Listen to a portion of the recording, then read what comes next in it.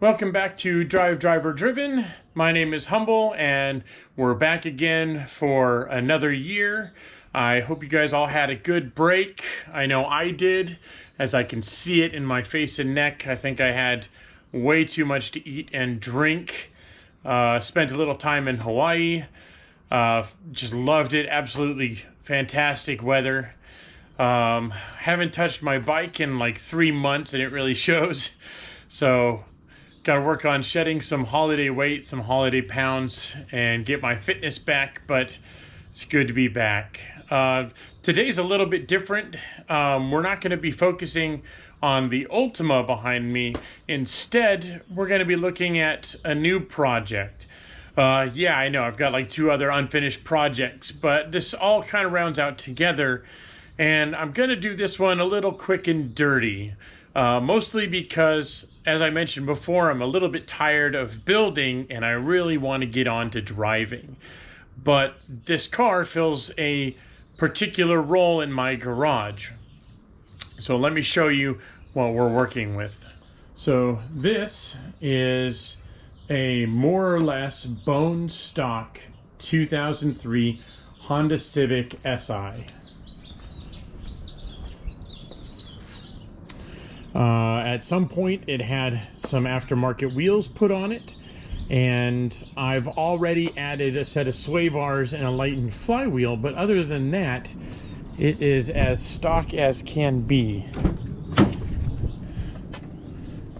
Driver's seat is missing, but I'll get to that in a second.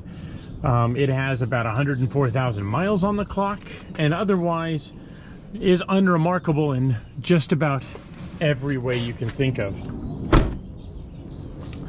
I've already put a bunch of miles on it. Just taking it around, getting used to what this car will soon be in the past.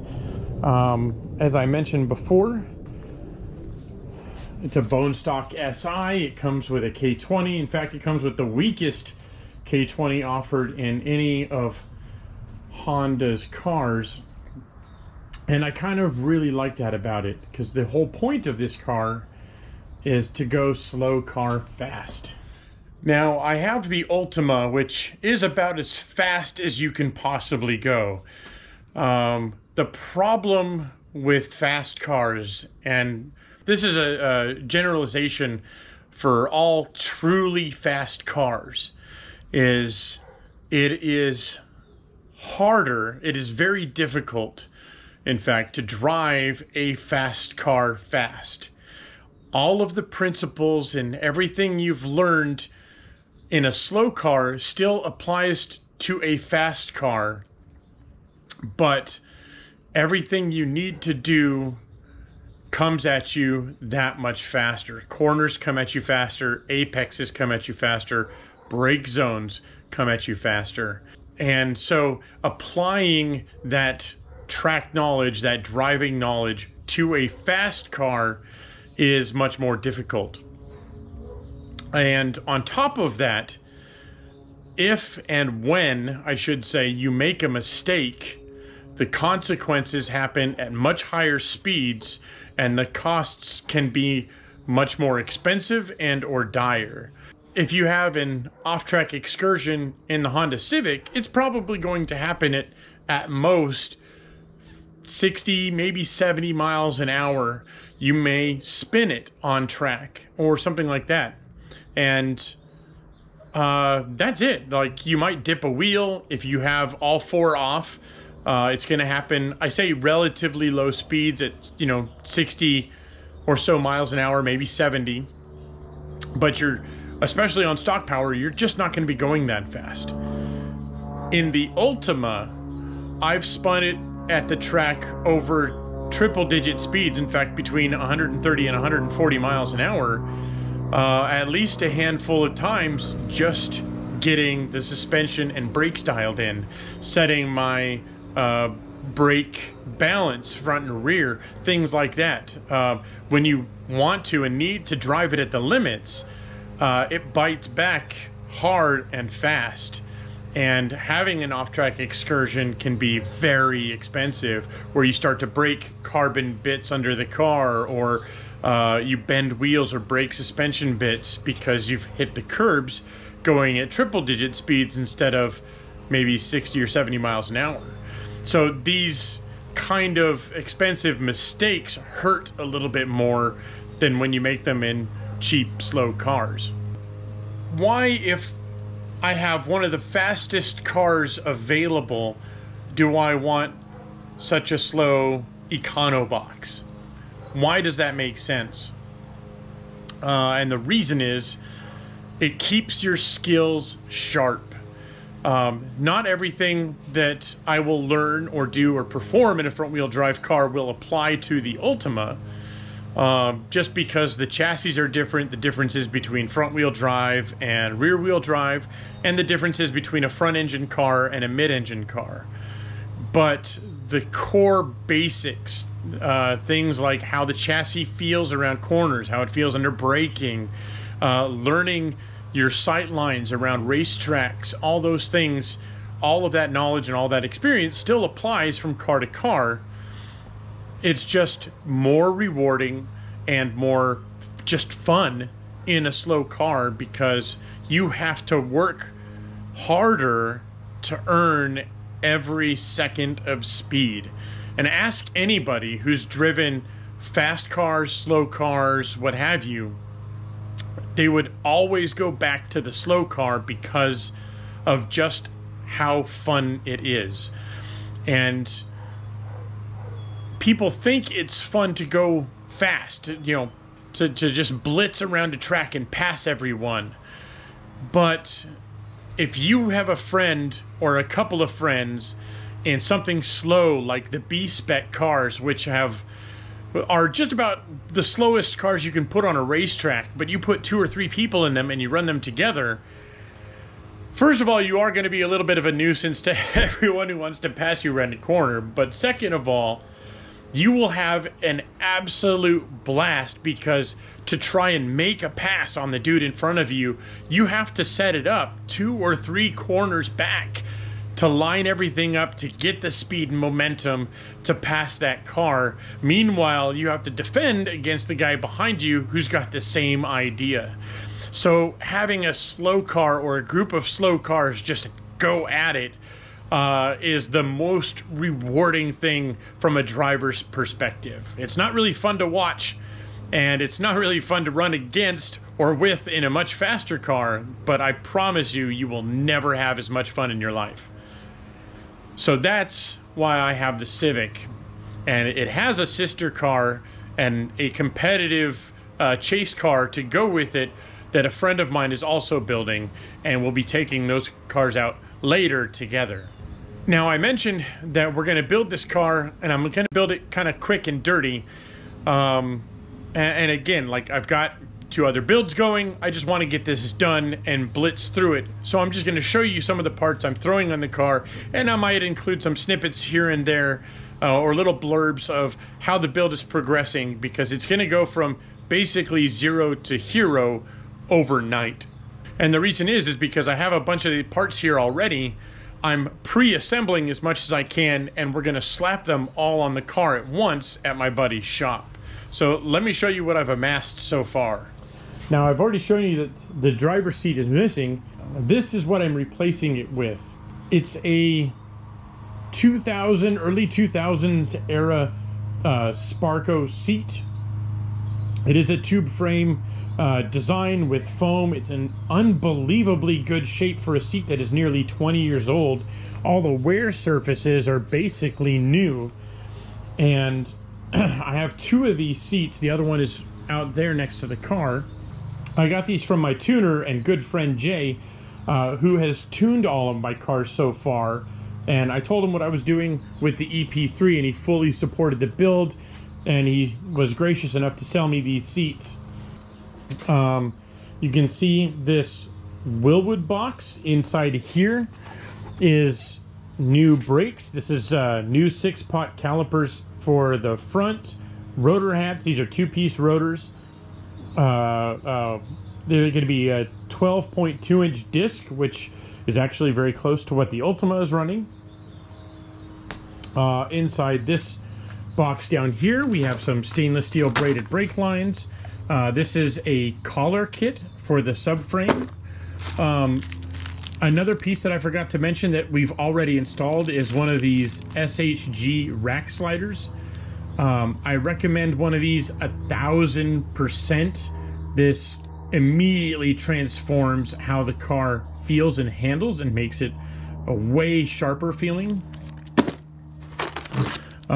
Some wheel studs.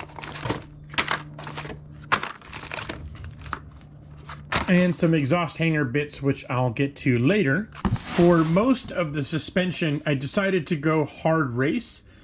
I didn't want to go super high-end with pillow balls because this is still a street car and I intend to drive it on the street fairly often.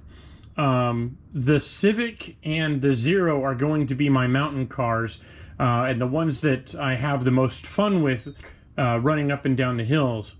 So I went with hard race, hard rubber bushings to replace everything in suspension. So every bushing in the suspension, bar a couple, will be replaced with these hard race, hard rubber bushings, which are a little bit stiffer than stock, but offer some compliance so it's not absolute hell on the road. Next, I have some cosmetic items. So these are later facelift taillights from Japan, so true JDM lights. I have LED lights to replace all the bulbs in the car. All right, moving on. To keep with cosmetics, all the stickers and more carbon bits for the interior of the car. These are more to do with carbon dress-up pieces, not really for performance. To go with our brakes, I have new Hawk pads for front and rear. For the hubs, I've already taken apart the new hubs, and what I've decided to do is do an RSX Type S upgrade, which gives me a 5-lug, which means that I can mount these on the car. So these are, again, another era correct part. These are the real deal Volk Racing raised TE37s. These are early 2001 or 2002 production. They're not perfect. They have a little bit of rash around the rim, which is perfectly acceptable because these are going to be a track set for the car. The eventual livery for the car will be probably silver, white, and blue, or some combination thereof. The tire I've chosen for the car is the Falken RT660. I haven't run these tires. Actually, I haven't run Falken since the original 615 came out way back when. And I wanted to go back to Falken for this car to see what all the fuss is about. I've heard tons of good things about these tires, so I wanted to run the car, and being that I'm going to give it an aggressive suspension setup, these should work fairly well for that purpose. In order to run these are 5 on 114. You have to do the 5-lug conversion, which is the DC5 or the RSX Type S of the same year. So I have axles to go with it, hubs, uprights, bearings, etc. The uprights I've already disassembled and they're off getting cleaned. More parts for that, more replacement bits, both factory and whatnot. Some more cosmetics, some fog lights. This is a rear brake upgrade because the rear brakes are also going to be from an RSX. So these are vented rotors and the bearings and hubs to go with it.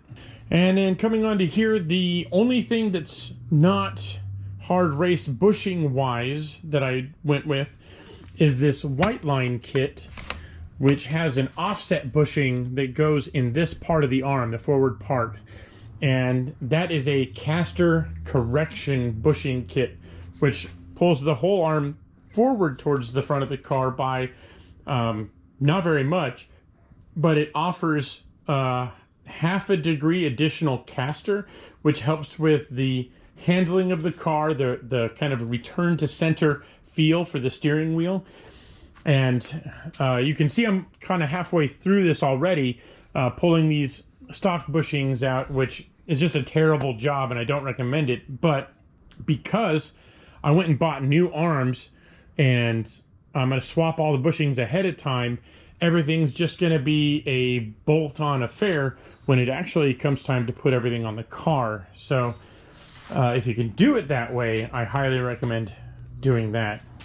And then underneath these control arms is overnight parts from Japan. It's an actual Skunk 2 Mega Power exhaust that will go on the car. It'll give it a little bit more throaty sound. Again, I'm not really doing anything power-wise, maybe an intake later down the road, but I don't plan on modifying the engine at all. I want to keep it relatively stock and bulletproof so that it can be an arrive and drive car for friends and dead nuts reliable no matter what. Again, on the cosmetic front, we have this huge piece, which is actually a Sabon full carbon rear hatch. I actually didn't intend to buy this, and it wasn't on my shopping list, but I happened to stumble across a deal, and it was 50% off. So having it land on my doorstep for about $600 was too good to pass up. So seems a little ricery to me, but it's again too good a deal to pass up. And then to match this, sitting on the Ultima spoiler is a Sabon carbon rear hatch spoiler to go with that rear hatch. So both of those will go on the car, but I'll need to transfer the OG Honda glass to this rear hatch and make sure everything lines up before we put it on. And I might need to pull the car into the garage just to do that, just to make sure that everything's free from weather and the elements, etc. And then eventually, to match the carbon hatch, I plan on getting a carbon hood and then perhaps a lower lip. We'll see how low the car sits once all the suspension is on. But one thing that's not pictured here is a Fortune 510 coilover kit, which should drop the car probably about 2 inches or so, maybe more. And then with all the suspension correction, it's going to be an amazing little machine. Also on the cosmetic on the front, you can see that these are kind of later type R style lights. That was simply because the old lights were faded and one of them got cracked and busted when I hit a turkey out and about, so that had to go. So the idea with this build is to make a slow car fast. It's going to be, it's not really built for any class, mostly because it's just built for fun. I'm going to set it up like an autocross car.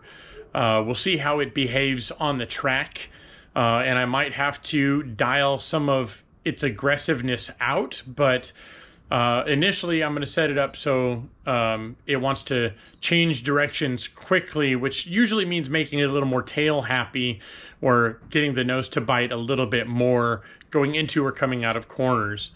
Another thing that I've got for it is an aim solo, which I'll be able to bounce back and forth between the Honda and the Zero, so that we can set track times in the car and on different tracks with different drivers, and then compare those times directly and, you know, see how people do. Maybe set up a leaderboard. I really want to have a lot of fun just myself, but like with friends. I want to be able to toss the keys to somebody and let them have a go with the car and then see how well they do with it. The kind of theme for the car is I'm aiming for a Kanjo racer. Kanjo meaning the Osaka area of Japan, where a gaggle of Civics and other cars were famous for running kind of a tight loop around the inner city highway, and it's an elevated highway. And in fact, on my first trip to Japan, when we went to Osaka, we heard them running the ring late at night because The restaurants we frequented, our Airbnb at the time, was right next to the road where they ran, and hearing them just buzz the highways at night was, I won't say a magical experience, but it was a little bit of kind of internet lore and Japan lore coming to life for automotive me, and I really love to hear that. So I'm kind of doing this car as a tribute to Conjo racers, and I hope to do it right by livery and etc. Now, it's a little bit late model for those style of cars, because usually you would see like an EF or an EG, or at the latest like an EK, but I don't think I've ever seen anyone do an EP3. So it'll be a first for me, and at least the first that I've seen for as far as like a Conjo racer goes. But that's kind of the style I'm aiming at with this build. So I think that's going to do it for today. Don't worry, I haven't forgotten about the Ultima. I just wanted to show you a new project that I'm working on. And again, it's just going to be quick and dirty, get it done. I'll probably do some driving videos, and then possibly some up and coming autocross or track videos with this car, because I want to get it on track before I take the Ultima on track. And again, I mentioned previously, this is more about making sure that I'm fit enough to go fast, and this is a good way to do that. So with that being said, thank you guys for watching. Happy New Year, and I'll see you next time.